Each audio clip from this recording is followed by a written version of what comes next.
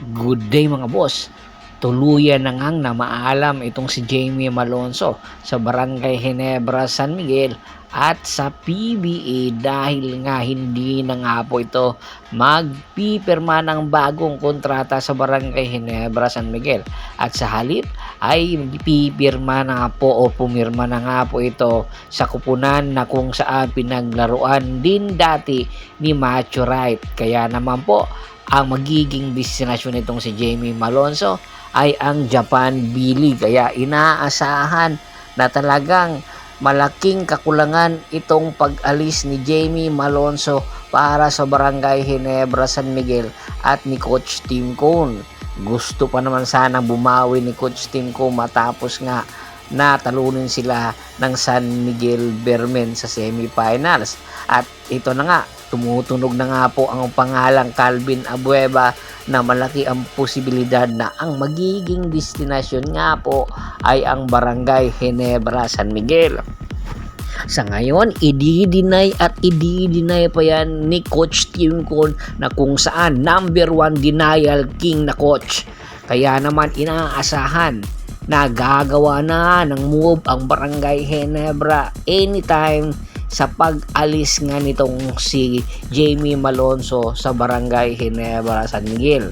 Ngayon ay nasa ibang bansa itong si Coach Tim Cone naghahanda para sa FIBA Asia Cup at siyempre sa pagbabalik nito ang number 1 na gagawin at tatrabahuin itong si Coach Tim Cone ay itong si Calvin Abueva na matagal na nga ang pinag-uusapan na ililipat na ng Barangay Ginebra, San Miguel. Alam natin na paborito ito ni Coach Tim Cone na kunin matagal na. Hindi lang nga ito nakukuha pero ngayon may pagkakataon na nga itong makuha dahil nga nasa Northport Batang Pier itong si Calvin Abueva na kung saan number 1 part team ng mga SMC team, particularly ang Barangay Ginebra, San Miguel. Ito ngayon ang magiging energy guy at papalit sa posisyon ni Jamie Malonzo habang hindi pa nga nila nakikita kung sino-sinong mga player ang posibleng magpa-drop sa paparating na annual rookie drop. Kaya inaasahan malaking bagay itong addition ni Calvin Abueva sa Barangay Ginebra, San Miguel sa kanyang experience, sa kanyang kakayahan at syempre sa kanyang gagampanang role sa Barangay Ginebra, San Miguel. Tiyak makukuha nito ang tamang timpla at posibleng makakuha ng kampyonato si Calvin Abueva sa Barangay Ginebra, San Miguel. Ang tanong, sino na ang ipapalit dito? Yan ang ating abangan. Samantala, hindi lang daw itong si Calvin Abueva ang posibleng kunin ng Barangay Ginebra, San Miguel. Tinitingnan na rin ang posibilidad sa pagkuha sa batang mandalarong itong si CJ Cansino na kung saan huling ang nakitang naglaro sa Meralco Bolts. Bagamat limited minutes nga lang ang ibinibigay sa kanya ni Coach Nenad, ay meron quality minutes naman ang kanyang ibinibigay. Bagamat rookie lang ito ay marami ng mga koponan ang nagkaka-interest nito dahil nga napakasipag ng batang ito at walang takot na makipagsabayan sa mga veterano ngayon sa PBA, especially yung mga nakakalaban nga nila.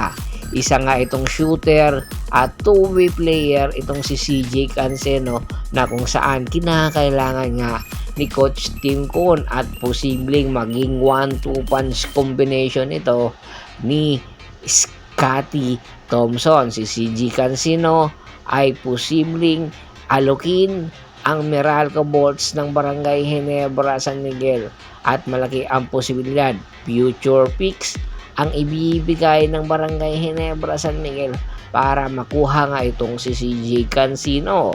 Magkakaroon sila ng legitimate shooter dahil nga itong si Bonpo Smal, limited minutes nga lang ang ibinibigay ni Coach Tim Cone. Naghahanap daw itong si Coach Tim Cone ng two-way player na posibleng maging number 1 option pagdating sa pagdedepensa ng mga kalaban at bonus na nga po yung mga outside shooting na ibibigay itong si CJ Cansino.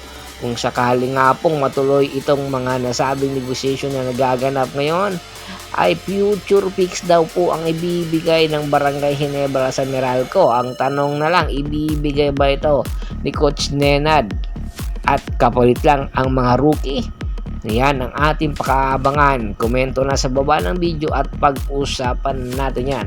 Once again, this is Percival Monteron at your service. Don't forget to subscribe my sports channel at don't forget to click the notification bell button para maging updated palagi sa kwentuhan. At bago pa man natin tapusin ang ating kwentuhan, shout out muna tayo sa ating mga solid na followers na laging sumusuporta sa atin. Kay Sir Kagawad at sa kinudukusin ng Hagonoy, Bulacan, Adrian Dulay at sa Dulay Family, Jerome Sideño, Michael Pangilinan, Telemart Pangilinan, Ryan Pangilinan, at syempre si Michael Rosalado ng Calbayog City, Samar, Lionel Belches at Yunel Alicante ng Cebu City. Pakibisita na rin po ng Facebook fanpage ko po na Paul Goso. Hanggang sa muling kwentuhan, maraming salamat po.